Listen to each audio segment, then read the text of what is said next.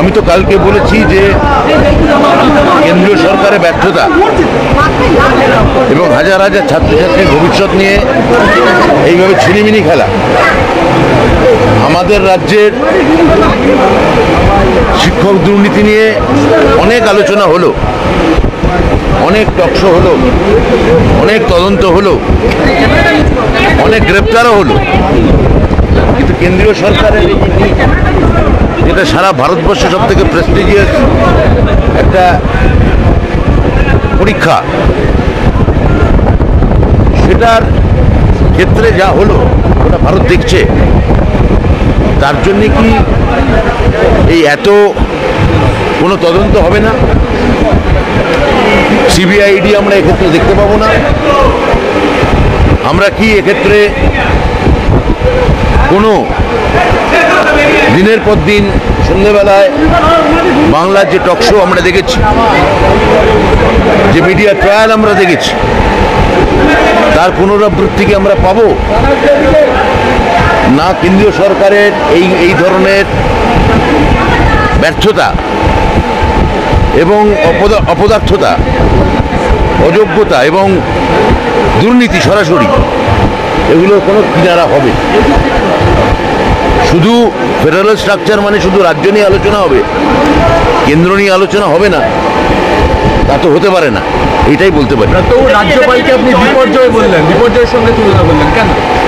আমি তো আমার বক্তৃতায় যা বলার বলে দিয়েছি, আমি আবার তাকে কেন এখন এখানে এসে আপনাদের সামনে ব্যাখ্যা করব? ওইটুকুই দেখিয়ে দেবেন।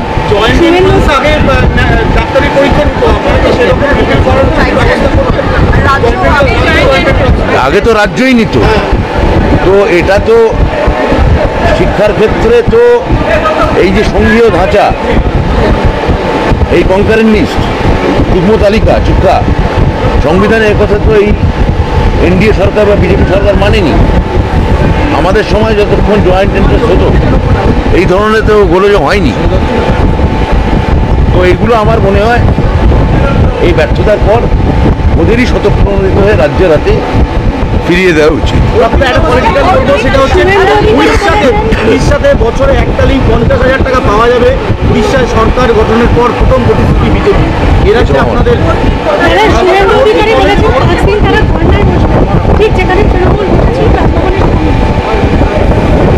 আমি আজকে তো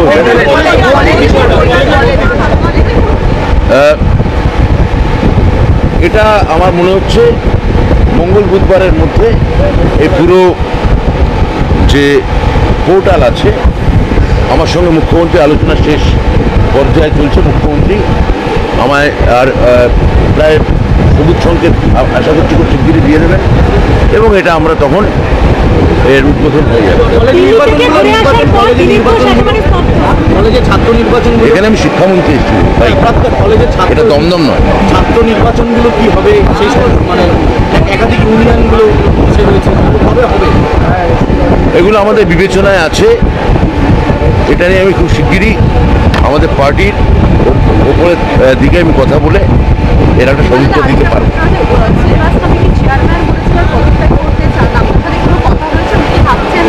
না, আমি এরকম জানি না যে উনি পদত্যাগ করতে চান বলে আমি শুনিনি। উনি কাল আমার কাছে এসেছিলেন, ওনার সঙ্গে আমার উনি যেমন কাজ করার তেমনই কাজ করে যাচ্ছেন এবং কোথাও কোনো অসুবিধা বা সমস্যা নেই। Thank you.